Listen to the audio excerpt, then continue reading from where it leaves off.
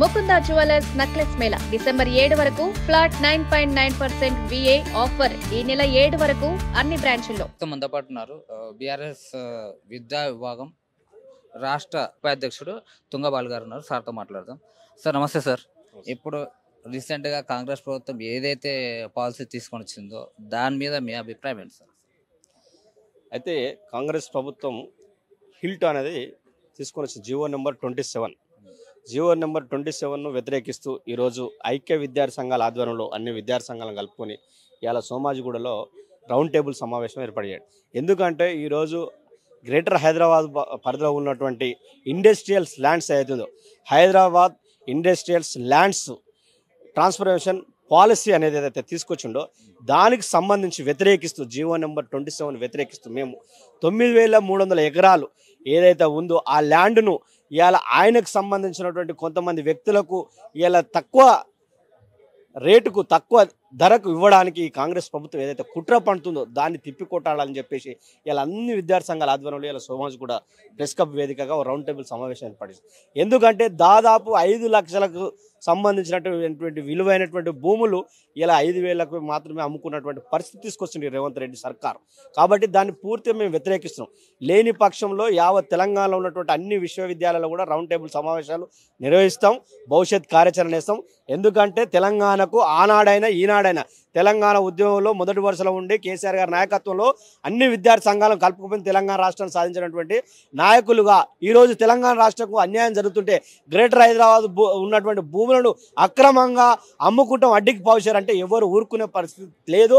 ఖచ్చితంగా అడ్డుకొని తీరుతామని చెప్పి ఈ సందర్భంగా తెలియజేస్తున్నాం. సరే, వాళ్ళు చెప్పేది ఏంటంటే ఇప్పుడు మీరు ఆరోపిస్తున్నారు కదా, సో ఇది తక్కువ రేట్కి అమ్ముకుంటున్నారని చెప్పి ఆరోపిస్తున్నారు కదా. వాళ్ళ ఉద్దేశం ఏంటంటే వాళ్ళు తక్కువకి ఇస్తేనే కదా ఇప్పుడు పరిశ్రమలు వచ్చేది, అభివృద్ధి చెందేది అని చెప్పి చెప్తున్నారు. దీని గురించి ఇప్పుడు తక్కువకి ఇచ్చారు కాబట్టి పరిశ్రమలు ఆ పరిశ్రమ భూములలో పరిశ్రమలనే కొనసాగించాలని మేము డిమాండ్ చేస్తున్నాం. పరిశ్రమలలో ఇలా అక్కడ ఉన్నటువంటి ఎక్కువగా పొల్యూషన్ అవుతుందని చెప్తే పొల్యూషన్ లేనటువంటి పరిశ్రమలను పెట్టుకోవాలి ఆ భూములలో. ఇప్పుడు పొల్యూషన్ ఉన్నటువంటి పరిశ్రమలు రెడ్ జోన్ సంబంధించినవి తరలించండి. ఇక్కడ కొంచెం ఏంది ఆరెంజ్ జోన్ కానీ మిగతా జోన్స్ కానీ కొన్ని ఏది ఎక్కువగా పొల్యూషన్ లేనటువంటి పరిశ్రమలు ఉంటాయి. అటువంటి పరిశ్రమలు కొనసాగించాలని మేము డిమాండ్ చేస్తున్నాం. అటువంటి భూములలో మీరు అది కాకుండా మేము కమర్షియల్ కాంప్లెక్స్లు కట్టుకుంటాం, కమర్షియల్గా ఏంది సినీ కాంప్లెక్స్లు కట్టుకుంటాం అంటే అది ఎందుకంటే కొంతమంది అది ప్రైవేట్ వ్యక్తులకు దారదత్తమయ్యేటువంటి అవకాశాలు ఉన్నాయి. కాబట్టి అది ప్రభుత్వం సంబంధించినటువంటి భూములు. ప్రభుత్వం సంబంధించినటువంటి భూములు ఎందుకు ఇచ్చింది? ఒక ఇండస్ట్రీ నడపడానికి ఇచ్చింది ఆనాడు. ఆ ఇండస్ట్రీ ఉన్నటువంటి భూములను ఇవ్వాలా నువ్వు దాన్ని చేంజ్ చేసుకునడం వల్ల అక్కడ ఉన్నటువంటి కమర్షియల్ కాంప్లెక్స్లు కానీ ఇంకా నీకు ఇష్టం ఉన్నది కట్టుకోవడం వల్ల ఇలా దానికి సంబంధించినటువంటి భూముల యొక్క పరిస్థితి పబ్లిక్కు ఉపయోగకంగా ఉండాలి. పబ్లిక్కు ఉపయోగకంగా ఉండాలంటే పారిశ్రామిక రంగం పబ్లిక్కు ఉపయోగం ఎప్పుడు ఉంటుంది? పారిశ్రామిక రంగం కట్టి ఉంటే అక్కడ ఆ పారిశ్రామిక వ్యవస్థలో చాలా మంది కార్మికులు పనిచేసుకోవడానికి అవకాశం ఉంటుంది. ఇలా దాన్ని నువ్వు ప్రైవేటీకరణకు చేసి ప్రైవేట్ వ్యక్తులకు అప్పచెప్తే ఏమవుతుంది? వాళ్ళు సంబంధించినటువంటి కమర్షియల్ కాంప్లెక్స్లు కట్టుకోవడం వల్ల అక్కడ ఉన్నటువంటి కార్మికులు ఇబ్బంది పడతారు, అక్కడ ఉన్నటువంటి పరిస్థితులు అక్కడ ఉన్నటువంటి ప్రజలకు కూడా ఇబ్బంది జరిగే అవకాశం ఉంటుంది. కాబట్టి ఖచ్చితంగా నువ్వు ఒకవేళ రెడ్ జోన్ ఉంటే దాని ఆరెంజ్ జోన్ కానీ దానికి ఎక్కడైతే పొల్యూషన్ లేకుండా ఇండస్ట్రీ ఏవైతే ఉంటే ఆ ఇండస్ట్రీని మేము కొనసాగించాలని మేము డిమాండ్ చేస్తాం. వాళ్ళు ప్రత్యేకంగా చెప్పేది ఏంటంటే ఇప్పుడు అభివృద్ధి చెందుతుంది హైదరాబాద్ అనేది, మేము వచ్చిన తర్వాత చాలా అభివృద్ధి చెందుతుంది. అయితే ఇప్పుడు ఎందుకు వస్తుంది వీళ్ళకి? అభివృద్ధిని ఓర్వలేకనే మా పైన బురద జల్లుతున్నారని చెప్పి చెప్తున్నారు. అభివృద్ధిని ఓర్వలేక ఎవ్వరు కూడా బురద జల్లుతలేరు. రేవంత్ రెడ్డి మూర్ఖపు మాటలు. రేవంత్ రెడ్డి అంటేనే ఒక రియల్ ఎస్టేట్ బ్రోకర్గా వ్యవహరిస్తున్నారు. రియల్ ఎస్టేట్ బ్రోకర్గా వ్యవహరిస్తున్నాం కాబట్టి ఇలా గ్రేటర్ హైదరాబాద్లో ఉన్నటువంటి ఇండస్ట్రియల్ భూములను నువ్వు ఒక పాలసీ తీసుకొచ్చి ఆ పాలసీ ద్వారా నీ యొక్క వ్యక్తులకు అప్పనంగా అప్పచెప్పాలనే ప్రయత్నం జరుగుతుంది. కాబట్టి దాన్ని వ్యతిరేకిస్తారు. ఇలా అటువంటి భూములను ఇలా హైదరాబాద్లో ఇలా స్కూల్స్ కావచ్చు, ఇలా ఇంటిగ్రేటెడ్ స్కూల్స్ అంటున్నావు. అటువంటి పబ్లిక్ సంబంధించిన ల్యాండ్లలో నువ్వు ఇంటిగ్రేటెడ్ స్కూల్ కట్టు, అదేవిధంగా క్రీడా ప్రాంగణాలు ఏర్పడి, అదేవిధంగా శ్మశాన మార్కెట్ ఏర్పడి, అదేవిధంగా అక్కడ పార్కులు ఏర్పడి అక్కడ ఉన్నటువంటి పరిశ్రమలను ఇలా ప్రైవేట్ వ్యక్తులకు ఇవ్వడం వల్ల ఇలా ప్రైవేట్ వ్యక్తులు లబ్ధి జరిగి ప్రైవేట్ వ్యక్తుల ద్వారా ఈయనకు డబ్బు చెందుతుంది. ఇలా డబ్బు ఎవరు ఇబ్బంది పెడుతున్నారు ఇలా ఈ రాష్ట్రాన్ని? ఇలా కాంగ్రెస్ ప్రభుత్వం వచ్చినాక రేవంత్ రెడ్డి గారు కదా. కాబట్టి మేము దాన్ని పూర్తిగా వ్యతిరేకిస్తున్నాం. ఎందుకంటే ఇక్కడ ఉన్నటువంటి పరిస్థితుల్లో మీరు అన్నాడు అక్కడ ఉన్నటువంటి ఇండస్ట్రియల్ ల్యాండ్ ఏదైతే కేసీఆర్ గారు గవర్నమెంట్లో ఇబ్రాహీంపట్నం వేదికగా రంగారెడ్డి జిల్లా వేదికగా అక్కడ ఉన్నటువంటి ఫార్మర్ సిటీ ల్యాండ్ను దాన్ని ఫ్యూచర్ సిటీ ల్యాండ్గా కేటాయించింది. అటువంటి ల్యాండ్లలో ఇలా ఆయనకు నచ్చినట్టు చేసుకుంటారు. ఇటువంటి ఇండస్ట్రియల్ ల్యాండ్ను కూడా ఇలా అడ్డికి పౌసర్ అమ్ముకొని ఇలా ఉన్నటువంటి ఇండస్ట్రీ వాళ్ళకు ఉన్నటువంటి వ్యక్తులకు ఇలా అడ్డికి పౌసర్ ఇచ్చేసి వాళ్ళకు రిజిస్ట్రేషన్ చేసి చేంజ్ చేసేటువంటి పాలసీ తీసుకొచ్చారు. కాబట్టి దాన్ని వ్యతిరేకిస్తున్నాం మేము. మీరు పెట్టాలనుకున్నప్పుడు మీరేం చేయాలి? అక్కడ ఉన్నటువంటి ఈ పాలసీదారు ఐటీ సంబంధించినటువంటి ఐటీ సెక్టార్ ఏర్పాటు చేయండి. ఐటీ సెక్టార్ ఏర్పాటు చేయాలంటే ఐటీకి సంబంధించినటువంటి వాళ్ళకు ఉద్యోగాలు వస్తాయి, ఐటీ సంబంధించినటువంటి వాళ్ళకు ఉపాధి జరుగుతాయి. ఇలా పూర్తిగా కొంతమంది వ్యక్తులకు నువ్వు రిజిస్ట్రేషన్ చేయడం వల్ల, దాన్ని చేంజ్ చేయడం వల్ల, దాన్ని ఈ పాలసీ ద్వారా రెగ్యులరైజ్ చేయడం ద్వారా వాళ్ళకు అయిపోతుంది కదా, ప్రైవేట్ వ్యక్తులకు రెగ్యులరైజేషన్ అయిపోతారు. రేపు పొద్దుగాల అక్కడ ఉన్నటువంటి ప్రజలు కావచ్చు, కార్మికులు కావచ్చు, ఉపాధి ఎంతో మంది కోల్పోయే అవకాశాలు ఉంటాయి. కాబట్టి దాన్ని వ్యతిరేకిస్తున్నాం మేము.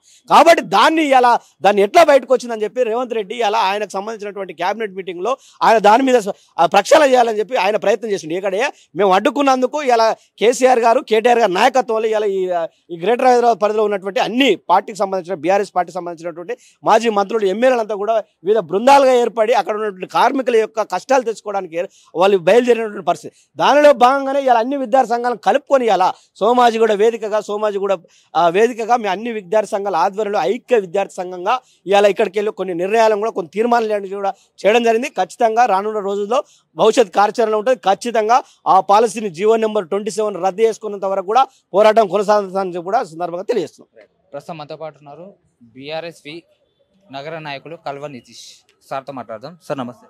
నమస్తే. సార్ ఇప్పుడు ఏదైతే ఇప్పుడు ల్యాండ్కి సంబంధించింది ఒక పాలసీ తీసుకురావడం జరిగింది, అదే ల్యాండ్ ట్రాన్స్ఫర్మేషన్ పాలసీ. దీనివల్ల ఎవరికి ఉపయోగం, దీనివల్ల ఎవరికి నష్టం? ఇది ప్యూర్గా ఇప్పుడు ఈ హిల్ట్ పాలసీ అనేది ఖచ్చితంగా రేవంత్ రెడ్డి అండ్ బ్రదర్స్కి మాత్రమే ఉపయోగం. ఇది తెలంగాణ ప్రజలకి, కార్మికులకి చాలా దెబ్బపాటు. ఇదంతా కూడా ఈ ఫండింగ్ కోసము, వాళ్ళ కుటుంబ సభ్యుల కోసము, వాళ్ళ అన్నదమ్ముల కోసమే ఈ ముఖ్యమంత్రి బాగా ప్రోత్సాహం చేస్తున్నాడని మేము అనుకుంటా ఉన్నాం. ఎందుకంటే కార్మికులు అనేది చాలా కష్టంగా ప్రభుత్వము ఇప్పుడు ఇంతకుముందు కూడా ఇట్లాంటి ఇండస్ట్రియల్స్ ల్యాండ్ కోసము చాలా తక్కువ ధరకే ఎందుకు ఇస్తుంది అంటే ఉద్యోగాలు, అన్ఎంప్లాయ్మెంట్స్ అనేది ఉండకూడదు అని చెప్పిస్తుంది. కానీ ఈ ముఖ్యమంత్రి రియల్ ఎస్టేట్ దందా మొత్తం బయటంతా పడేసి ఇప్పుడు నెక్స్ట్ దీనిపైన ఇండస్ట్రియల్స్ భూమి, ఇప్పుడు ఏవైతే భూముల ధరలు అన్నీ పెరిగిపోయి ఉంటాయి కదా చుట్టుముట్టు, నగర చుట్టుముట్టు, దాని మీద పడి ఈ అన్నదమ్ములకి వీళ్ళంతా కూడా వాళ్ళందరికీ కట్టుబెట్టాలని చెప్పి ఇటువంటి దద్దమ్మ పాలసీలు, దద్దమ్మ నిర్ణయాలు తీసుకొని తెలంగాణ ప్రజలకు, బడుగు బలహీన వర్గాలకు, మైనారిటీలకు అందరికీ నష్టం చేర్చుకోవాలని ఈ ముఖ్యమంత్రి నిర్ణయిస్తున్నారు. ఇప్పుడు చూసుకుంటే అక్కడ మీరు ప్రైవేటీకరణ అనేది ఇది పాలసీ జరగదు అని చెప్పి మీరు ఆలోచిస్తున్నారు. ఇక్కడ ఏంటంటే ఆ పాలసీ తీసుకురావడం వల్ల చాలా మందికి ఉపయోగపడుతుంది. అలాగే ఇప్పుడు ఏదైతే ప్రైవేటీకరణ చేస్తున్నానో పరిశ్రమల నుంచి వేరే వాళ్ళకి ఇస్తున్నాను, అది అభివృద్ధి చెందడానికి తప్ప నేను ఎటువంటి నా సులభం కోసం వాడట్లేదు అని చెప్పి చెప్తున్నారు.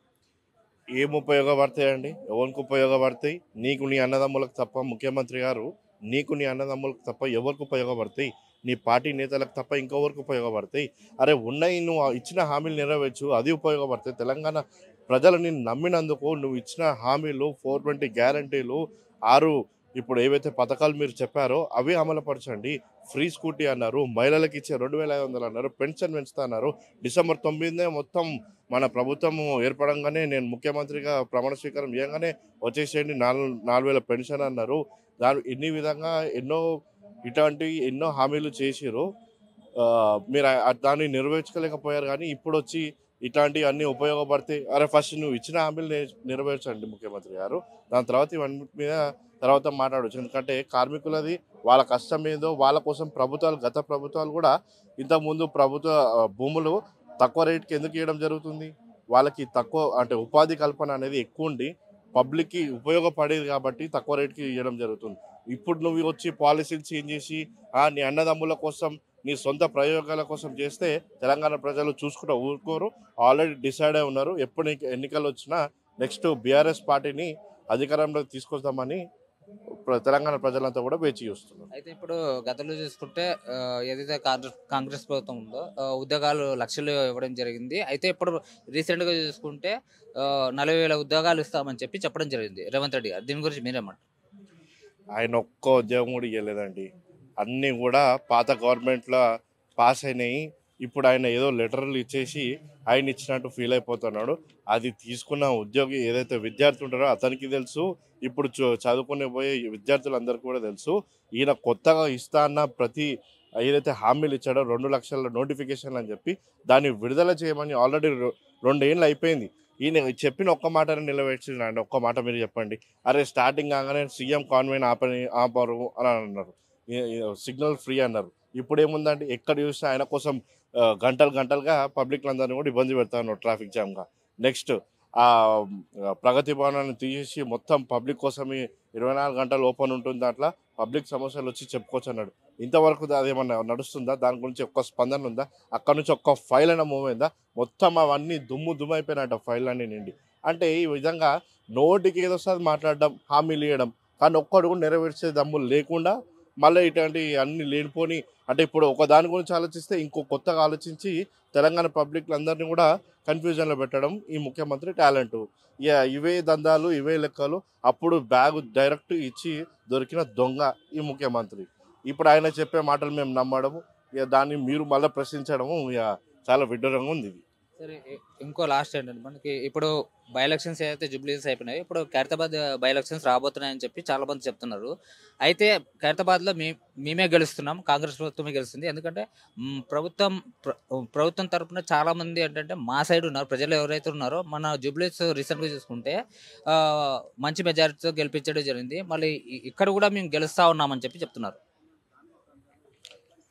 ఇది రేవంత్ రెడ్డి గెలిచిన ఆయన ఫీల్ అయిపోతున్నారు, వాళ్ళ పార్టీ వాళ్ళు ఫీల్ అవుతారు జూబ్లీహిల్స్ అని. కానీ యాక్చువల్గా గెలిచింది అక్కడ రౌడీజంతో పాటు ఈ ఎంఐఎం గుండాలు, ఎంఐఎం చేసే విడ్డూరాలు, వాళ్ళంతా కూడా రెగ్గింగ్లు చేసి అవి చేసి దొంగ ఓట్లేసి మాకు సింగిల్గా నిల్చున్న పార్టీ అయినా కూడా వాళ్ళకి ఇప్పుడు వణుకుని ఇచ్చిన జూబ్లీహిల్స్ ఎన్నికలు ఒక ఉదాహరణ. ఎందుకంటే వాళ్ళు ఇప్పుడు ప్రభుత్వం నుండి ఒక పైసా పరంగా కానీ, వాళ్ళు ఇచ్చే ఆఫర్ పరంగా కానీ, వాళ్ళు చేసిన దౌర్జన్యాల పరంగా కానీ, వాళ్ళు చేసే రెగ్గింగ్ పరంగా కానీ, బయట అవుట్ సైడర్స్ వచ్చి చాలామంది నాకే చూపించడం జరిగింది, ఇక్కడ నుంచి ఫోటోలు కూడా చూపించడం జరిగింది, వీడియోలు కూడా నేను చూడడం జరిగింది.